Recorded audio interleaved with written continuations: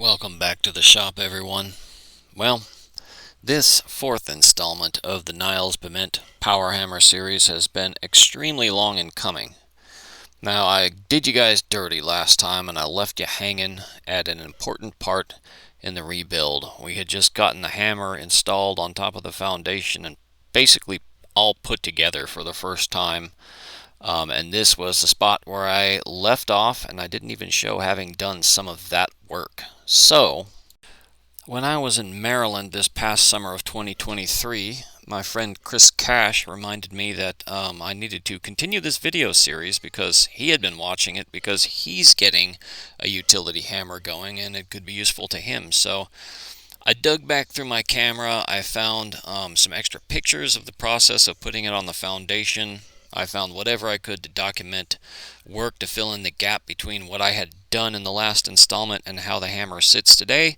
And I'm trying to give you another chapter or two to bring you up to speed with it today. I've done some major work getting it going, and now it's a pretty darn useful tool. Well, let's run through a few of these still shots here. Bear with me on these. There will be some video clips later of this and that. So here's another view of how it sat at the end of the last video, up on its wooden spacer frame, on top of its poured foundation with its bolts installed, anvil installed, dies sitting there, and that was as far as we got it. The gantry frame is still sitting in the shop, assembled above and around the hammer. The next thing that I did was take that gantry out, and you'll see that later in this video without the gantry in the way, and that was a major undertaking in itself, safely taking that gantry down inside the shop. Got a little sketchy, but we got it done. Didn't get hurt in the process, and at the end of the day, that's what really matters. But let's rewind from here a moment, and I'll show you a few still shots of the stuff that I wasn't able to catch on camera when I was doing the install. It was just too much, so here goes. All of the major components are sitting there ready to be installed to each other. You can see the anvil out waiting by the door. The hammer is sitting on the poured foundation just on top of steel rollers. The steam cylinder is off of it and sitting over on the shaper, and I'm getting ready to actually lift the hammer frame up, roll the anvil under, everything like that. A little earlier on, when the hammer frame was still out of the way, before I had built the hoist in there, after pouring the foundation, I had made sure that the timber collar there, the anvil collar slash frame spacer, would in fact work with the bolt spacing the way that I had cast everything. And then I made a mark on the floor so I would know where the anvil would need to go and stuff like that, because it was just easier to kind of figure out that spacing now and have a mark to run to. You'll see what I mean here.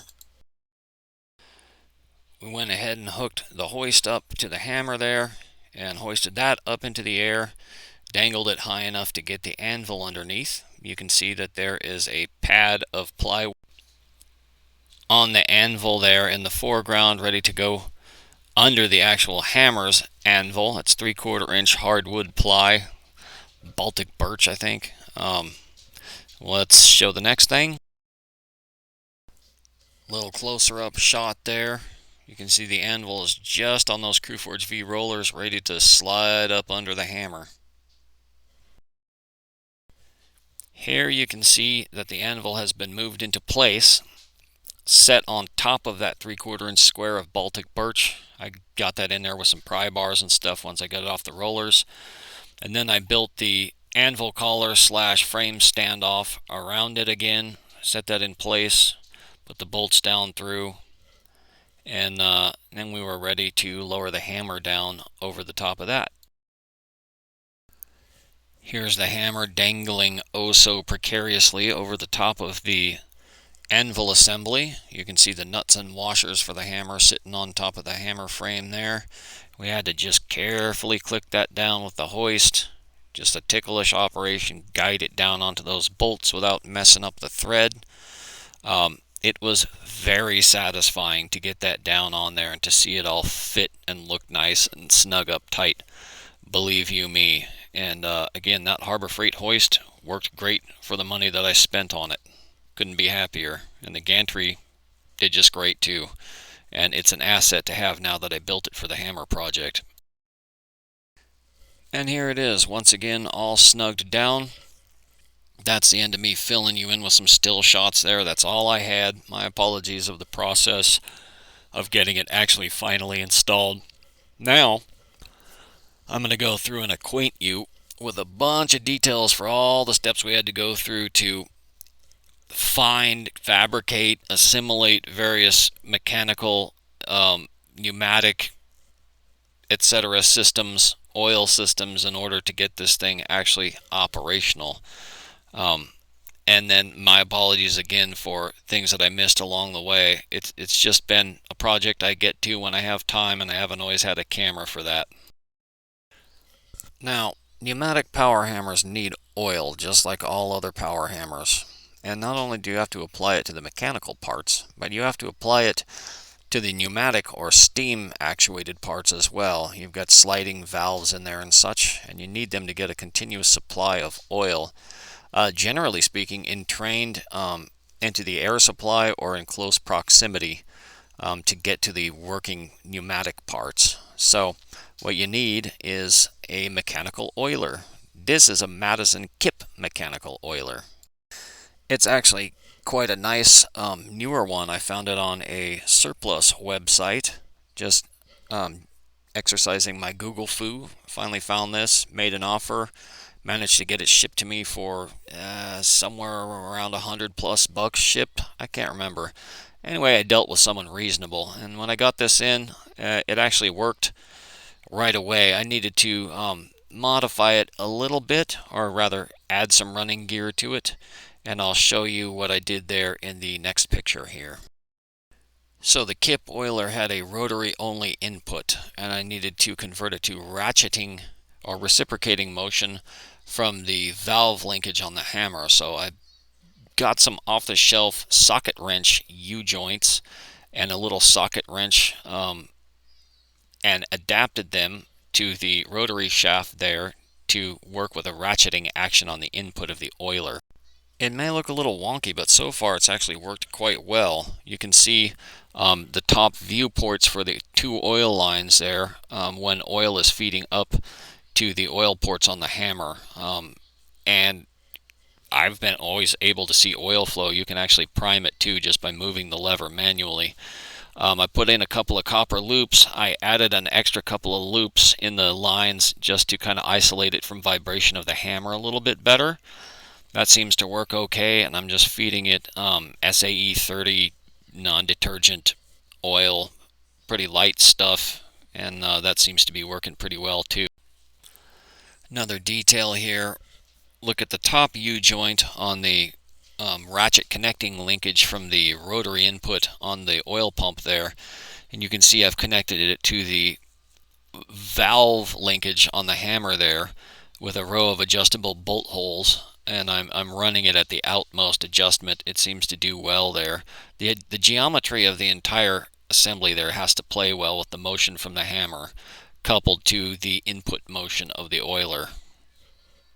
And that just all works to force a few drops of oil up each line to the hammer valving every minute that I'm running it. Now I'll show you a video clip of the next piece of the puzzle that I got starting on the air supply end. 10 horsepower Ingersoll Rand 3-phase compressor. Should be about 2/3 of the air I need for my big hammer, the steam hammer, and then I got the 5-horse compressor too. I'm gonna manifold the two. But yeah, I went and got it. It's low hours, military surplus, only built in 2009. Starts up and purrs like a kitten. Doesn't seem to trouble my shop power much at all. It's got a nice intercooler as part of the design. So yeah, just flipping sweet. I'm getting closer to the hammer install. Utility hammers need a lot of air, especially ones that used to run on steam. Probably 60 CFM at 90 PSI as a bare minimum for this hammer, so I'm just trying to get as close as I could get with the actual power supply that my shop can give to compressors. This is pretty much maxing out my 3-phase capability, the 10 horse, and then staggering it to run a 5 horse with offset pressure switches so they both don't start at the same time. Right next to the two compressors you can see an extra 120-gallon storage tank that I got along with the hammer, but it wasn't enough extra air storage, so you'll see what I got here. A couple of surplus used 1,000-gallon propane tanks. These are still in perfectly fine shape to take pressure. They were just taken out of service by my local propane company, the guys who actually supply propane to my shop for my forge and heat, incidentally. Anyway, got these for, $90 for the pair of them, so I kind of had to get two, not just the one, even though I'm holding one in reserve and I'm only using one in the hammer array for now. Hey, turns out it's pretty nice having a gantry. I designed it with the wider beam on top to live outdoors and be wide enough for me to be able to back my trailer under and yank stuff off of it, and that is super handy for unloading propane cylinders. Here we're taking this one. This is the one I ended up using. It's the nicer of the two. Maybe we'll make the other one into a lake submarine or something. Well, actually, DIY submarines, not such a good idea. A little frowned on these days. Here's a quick clip of my little buddy Fire talking about the tanks and a little more video showing them. What do we got here, Fire? What are these things? Floating Tic Tac? It's because it looks like a giant Tic Tac. But it's an empty propane cylinder, 500 gallon. Got two of them on the truck here. Built a gantry a while back for power hammer work, and now we're using it to unload these guys. And then I'm going to bring them over by my compressor bank here and get this extra tank out of here and add that 500 gallon. The first one, see how the steam hammer likes that, and then we'll go from there, depending. You may have caught that. They're actually 500-gallon tanks, not 1,000-gallon tanks, but they are big, and a 500-gallon extra capacity on top of my 220-gallon tanks is quite a bit of air storage just for the hammer to quickly drain down. Provides a nice buffer in addition to the compressors running while you're using the hammer. So here's a front view of the hammer after some work had been done to it. You can see 4 steel wedges surrounding the anvil inside of the frame there just to keep it centered. I added wood later. And you can see that I've installed a treadle linkage on the right side of the machine there, and I've put air to it from the left. A better view from the driver's side of the hammer. Here you can see more detail of the linkage that I built. There's a treadle there, and I had a picture of this hammer from factory literature in like 1920, and I built the linkage with that like round spring in the back and the general treadle assembly to kind of mirror how it looked from the factory.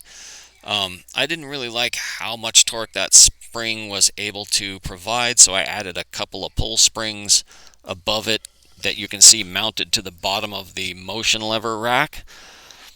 Moving up from there, you can see I used a turnbuckle and welded a rod extension up to some like heim joints connecting the red-brown lever there is the throttle lever. It's connected to the foot pedal down below, and with that I was able to put air to the hammer to actually cause it to actuate.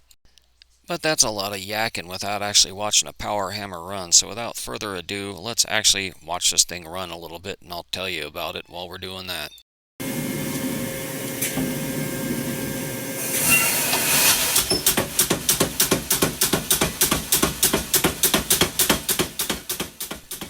Now, clearly, this is awesome. Look, it's hitting pretty hard already.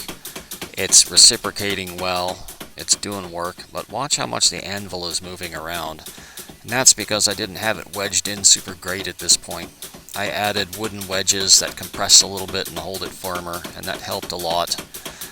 I've done a lot of micro adjustments. I've fiddled with die position, all this kind of stuff. Notice the motion lever there. It's about 11 notches down the rack, so I had to find out where it hits best on the rack for given material height, etc.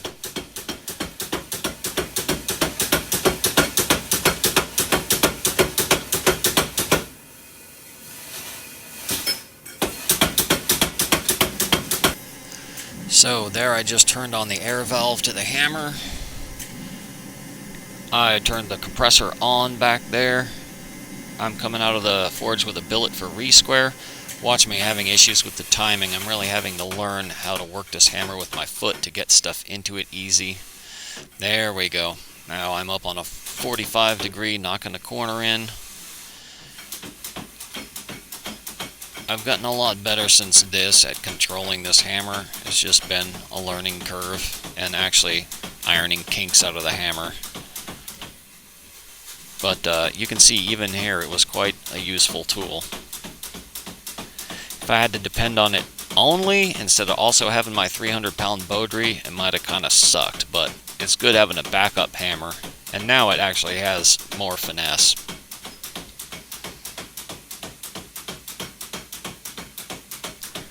You can see the anvil is still wiggling around there.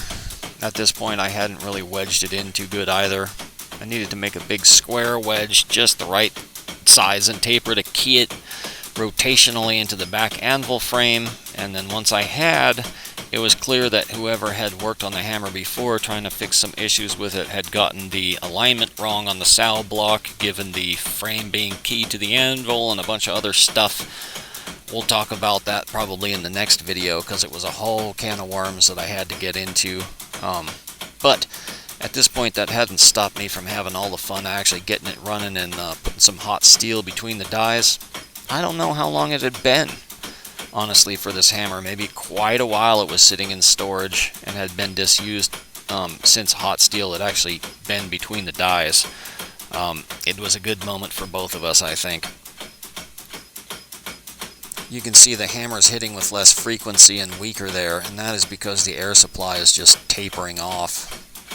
So that's one thing that you really come to find out, is the limitations of your air supply when you're just gulping it down like that.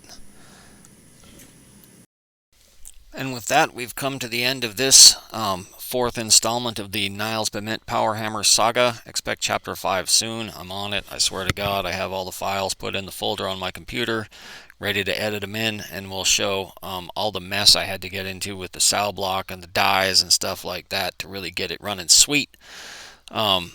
So in the picture, you can see it without wood wedges and stuff. We'll show it with proper wedging and things next time, and you'll see it running sweeter.